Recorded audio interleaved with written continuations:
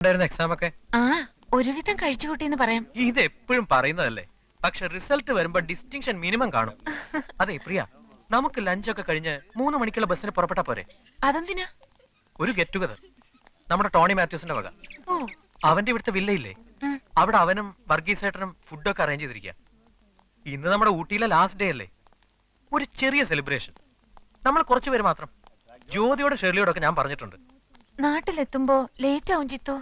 ഇല്ലെന്നേ, പ്രിയയെ വീട് വരെ എത്തിക്കേണ്ട ഉത്തരവാദിത്തം എന്റെ അല്ലേ. ആ വേർപിരിയലിന്റെ ആഘോഷത്തിനിടയ്ക്ക് കൂട്ടുകാർ തമാശയ്ക്കൊപ്പിച്ച ഒരു വികൃതിയാണ് പിന്നീടുള്ള അവളുടെ ജീവിതത്തെ തന്നെ അപ്പാടെ മാറ്റിമറിച്ചത്.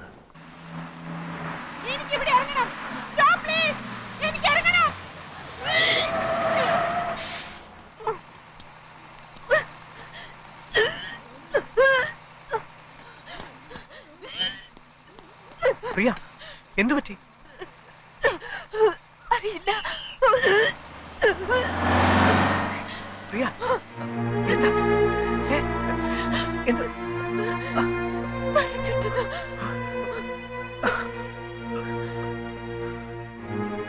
ஹலோ, இங்க அடுத்து ஹாஸ்பிடல் இருக்கா? தெரியாதப்பா. பிரியா,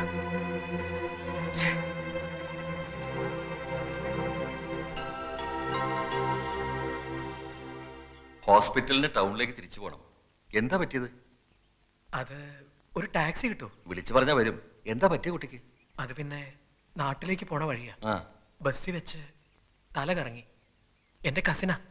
വെക്കേഷൻ സ്റ്റാർട്ട് ചെയ്ത് ഞങ്ങൾ ഫ്രണ്ട്സ് സെലിബ്രേറ്റ് ചെയ്തപ്പോ അബദ്ധത്തിൽ കുറച്ച് ലിക്കർ കഴിച്ചു പോയി. ജ്യൂസാണെന്ന് കരുതി കുടിച്ചതാ. അത്രേ ഉള്ളൂ. അതിന് ഹോസ്പിറ്റലൊന്നും പോണമെന്നില്ല.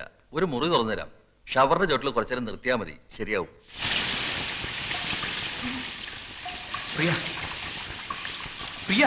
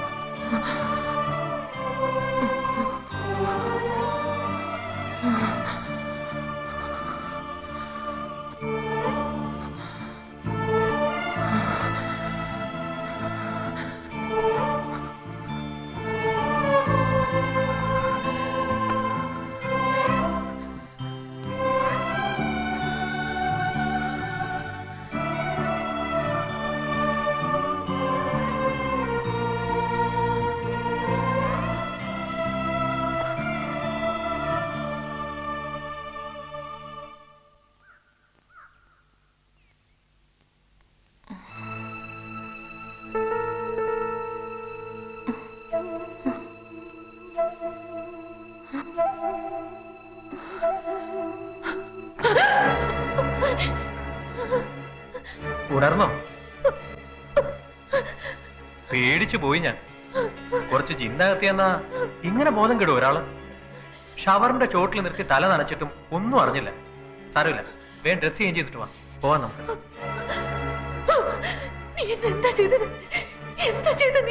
അത് കൊള്ളാം. കിടന്ന് വിറയ്ക്കുന്ന കണ്ടപ്പോ നനഞ്ഞ ഉടുപ്പൊക്കെ മാറ്റി.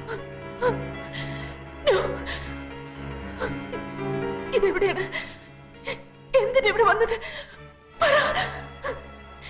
എന്താ സംഭവിച്ചത്? എന്ത് സംഭവിച്ചു? നീ എന്താ ചെയ്തത്? പ്രിയ, ഞാൻ You cheat! No!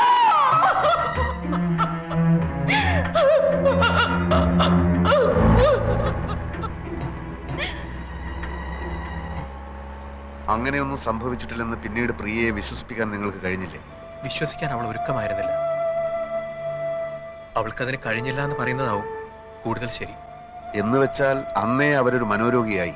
അതെ, എന്നോട് തീരാത്ത പകയെ ഞാൻ മദ്രാസിലേക്ക് പഠിക്കാൻ പോയത് തന്നെ അവളെ കണ്ടുമുട്ടാവുന്ന സന്ദർഭങ്ങൾ ഒഴിവാക്കാനായിരുന്നു.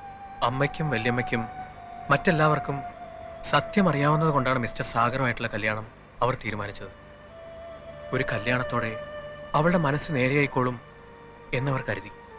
പക്ഷേ അവൾ മദ്രാസിൽ എന്നെ തേടി വന്നു. എന്നെ വകവരുത്തുകയായിരുന്നു ഉദ്ദേശം. അവിടെ 6 മാസത്തോളം ഒരു മെന്റൽ അസൈലത്തിലായിരുന്നു. പിന്നീട് തറവാട്ടിലേക്ക് പോകാൻ അവൾ കൂട്ടാക്കിയില്ല. ഹോസ്റ്റലിലൊക്കെ താമസിച്ച് പഠിച്ചു. വർഷങ്ങൾക്ക് ശേഷം വീണ്ടും എന്നെ കാണുമ്പോൾ ഒന്നും ഉണ്ടാവില്ല മിസ്റ്റർ ജിത്തു. എല്ലാവരുടെയും സാന്നിധ്യത്തിലല്ലേ നമ്മൾ കാണുന്നത്. നിങ്ങളുടെ സ്വാന്തനപ്പെടുത്തലുകൾ ചിലപ്പോൾ മറ്റേത് മരുന്നിനേക്കാളും ഫലം ചെയ്തെന്ന് വരും. No, I don't want an explanation. ഇത്രയും പേരുടെ ഡ്യൂട്ടിക്കുള്ളപ്പോ ഇതൊരിക്കലും സംഭവിക്കാൻ പാടില്ലായിരുന്നു. ആ പേഷ്യന്റ് എന്തെങ്കിലും പറ്റിയാൽ അതിന്റെ ഉത്തരവാദിത്തം നിങ്ങൾക്കായിരിക്കും. എന്താ ഡോക്ടർ? ഇവര് കുളിക്കാൻ കയറുന്നത് വരെ പ്രിയ റൂമിൽ ഉണ്ടായിരുന്നതാണ്. Now she is missing.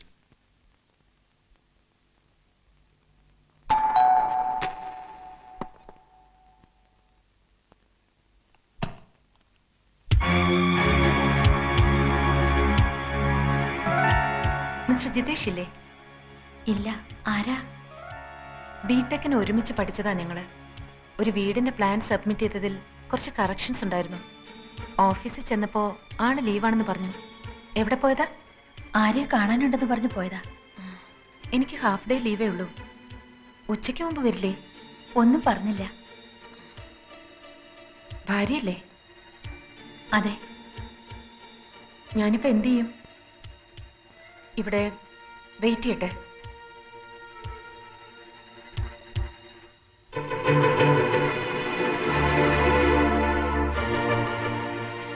കുടിക്കാൻ കുറച്ച് വെള്ളം.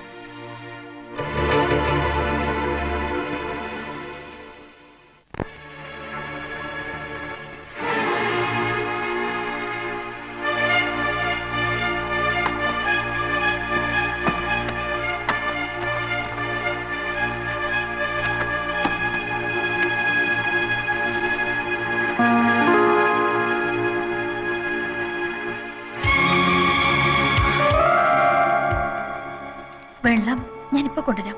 അങ്ങോട്ടിരുന്നോളൂ.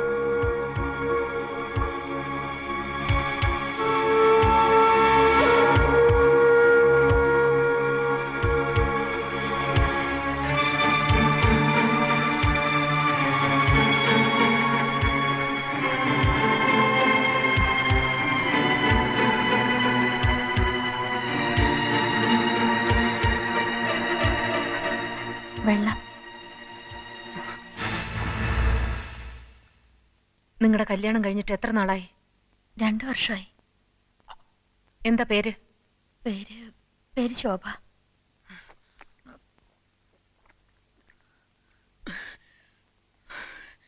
ഉച്ചയ്ക്ക് മുമ്പ് ആള് വരുമെന്ന് തോന്നുന്നില്ല. വരട്ടെ, വെയിറ്റ് ചെയ്യാം. വൈകുന്നേരം ആവും ചിലപ്പോ. സാരമില്ല, കണ്ടിട്ടേ പോകുന്നുള്ളൂ. ഫോൺ നമ്പർ തന്നാ ജിത്തോട്ടം വരുമ്പോ വിളിക്കാൻ പറയാം. നേരിട്ട് കാണേണ്ട കാര്യമാണ്. എങ്കിൽ പോയിട്ട് വൈകിട്ട് വന്നോളൂ. ഞാൻ ഇവിടെ വെയിറ്റ് ചെയ്തോളാന്ന് പറഞ്ഞില്ലേ?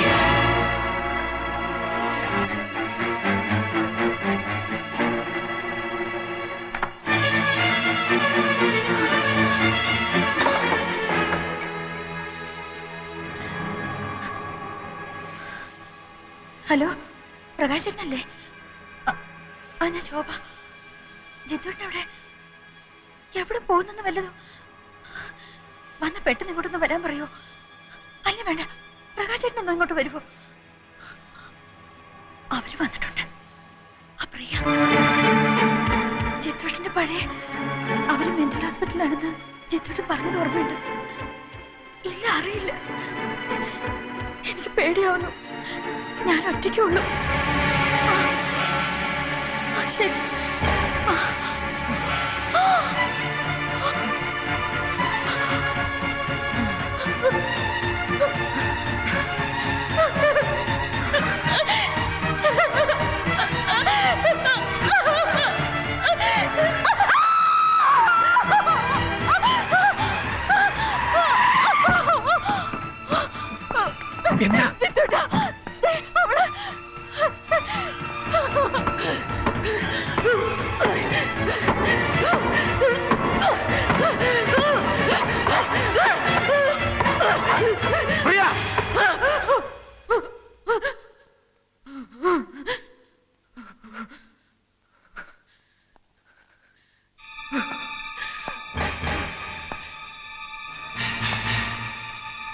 പ്രിയ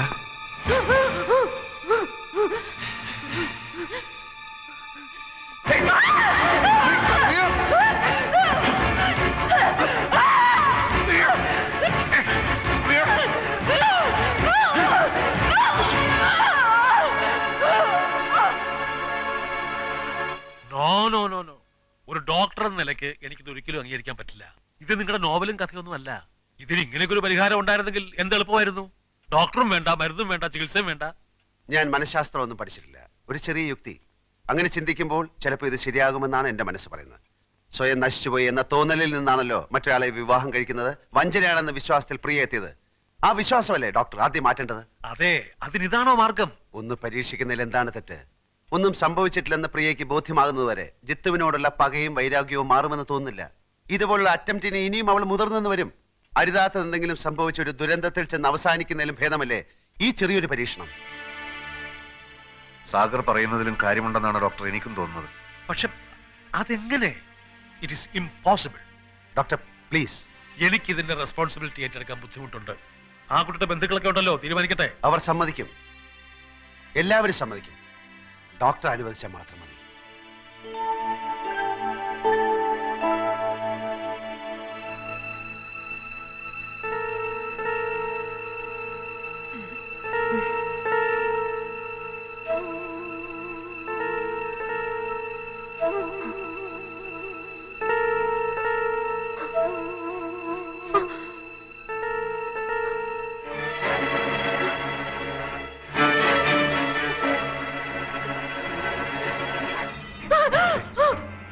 ഓ, നേരം പുലർന്നു.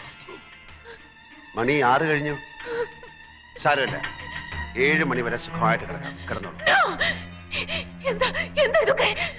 ആ, ഒന്നും അറിയാത്ത പോലെ എന്റെ അടുത്തൊന്ന് കിടക്കുമോളെ. ഏ, നിനക്കിത് എന്ത് പറ്റി? ആദ്യ രാത്രി കഴിഞ്ഞ് നേരം വെളുത്തിട്ട് ലോകത്ത് ഇന്ന് വരെ ഒരു ഭർത്താവിനോടും ഒരു ഭാര്യയും എന്നെ തുടരുത് എന്ന് പറഞ്ഞിട്ടില്ല. മോശമല്ലേ? ഒച്ച ഉണ്ടാക്കാതെ ആൾക്കാർ കേൾക്കില്ലേ? കുളിയൊക്കെ കഴിഞ്ഞ് അടുക്കളയിൽ ചെന്ന് നല്ലൊരു ചായ ഇട്ടുണ്ടോ ചേട്ടന്? ഒരു ഭാര്യയുടെ കടമകൾ ഞാൻ പഠിപ്പിക്കണം. No, ഇത് ചതിയാണ്, ചതി. ചതിയ? അത് കല്യാണം കഴിഞ്ഞാൽ ഭാര്യയും ഭർത്താവും ഇങ്ങനെ ഒരുമിച്ച് ഉറങ്ങുന്നതും പരസ്പരം മനസ്സും ശരീരവും പങ്കുവെക്കുന്നതും നാട്ടു നടപ്പല്ലേ? അതെങ്ങനെ ചതിയാകുന്നത്? ഇല്ല ഇല്ല, ഞാൻ വിശ്വസിക്കില്ല. സത്യമായ കാര്യങ്ങൾ വിശ്വസിച്ചല്ലേ പറ്റൂ. കഴുത്തി കിടക്കുന്ന ഈ താലി നോക്ക്, ഉടുത്തിരിക്കുന്ന ഈ പുടവ നോക്ക്, നമ്മൾ കുടിച്ചു തീർത്ത ഈ പാൽ ഗ്ലാസ് നോക്ക്, കടിച്ചു തിന്ന ആപ്പിളും പഴങ്ങളും നോക്ക്, ഈ അലങ്കാരങ്ങളും നമ്മൾ കെട്ടിപ്പിടിച്ചു കിടന്നപ്പോൾ ഞെരിഞ്ഞമർന്ന മുല്ലപ്പൂക്കളും നിന്റെ നെറ്റിയിലെ മാഞ്ഞുപോയ ഈ കുങ്കുമപ്പൊട്ടും അഴിഞ്ഞുലഞ്ഞ തലമുടിയും ഒക്കെ സത്യമാണെങ്കിൽ ഇക്കഴിഞ്ഞ നമ്മുടെ ആദ്യ രാത്രിയും സത്യമാണ്. വേണ്ട, എന്നെ വിശ്വാസമില്ലെങ്കിൽ വേണ്ട, വേണ്ട, എന്റെ കൂടെ വരൂ, വാ. അമ്മയെക്കാളും നീ സ്നേഹിക്കുകയും വിശ്വസിക്കുകയും ചെയ്യുന്ന നിന്റെ വല്യമ്മയോട് ചോദിക്കുക, ഇതൊക്കെ സത്യമല്ലേ എന്ന്. നിന്നെ ആഭരണങ്ങൾ അണിയിച്ച് കതർ മണ്ഡപത്തിൽ കൈപിടിച്ചിരുത്തിയ ഇവരോട് ചോദിക്കേ, ഇതൊക്കെ ചതിയാണോ എന്ന്. വാ. ദാ കല്യാണപ്പന്തലും കതർ മണ്ഡപവും സത്യമല്ലേ? 100 കണക്കിന് ആളുകളുടെ സാന്നിധ്യത്തിൽ വാദ്യമേളങ്ങൾ ഉയർന്നപ്പോൾ ഞാൻ താലി കെട്ടിയതും കതിർ മണ്ഡപവും വലം വെച്ചതും മറന്നോ? സ്വന്തം തറവാടിന്റെ മുറ്റത്ത് വെച്ചായിരിക്കണം കല്യാണമെന്ന് പ്രിയ വാശി പിടിച്ചതും അത് ഞാൻ സമ്മതിച്ചതൊക്കെ ഒറ്റ രാത്രി കൊണ്ട് മറന്നോ? ഞാൻ പറഞ്ഞിട്ട് വിശ്വസിക്കണ്ട. ദാ പ്രിയയുടെ ഏറ്റവും വിശ്വസ്തനായ ഈ മനുഷ്യനോട് ചോദിക്കേ. ആശുപത്രിയിൽ നിന്നും അസുഖം മാറി വീട്ടിൽ വന്നപ്പോ പ്രിയ തന്നെയല്ലേ പറഞ്ഞത്, എത്രയും പെട്ടെന്ന് സാഗറുമായിട്ടുള്ള കല്യാണം നടത്തണം, കഴിഞ്ഞതൊക്കെ മറന്ന് ഇനി സാഗറിന്റെ കൂടെ ജീവിക്കണമെന്നൊക്കെ? ഇല്ല ഇല്ല, ആരും എന്നെ കല്യാണം കഴിച്ചിട്ടില്ല. ആരും എന്നെ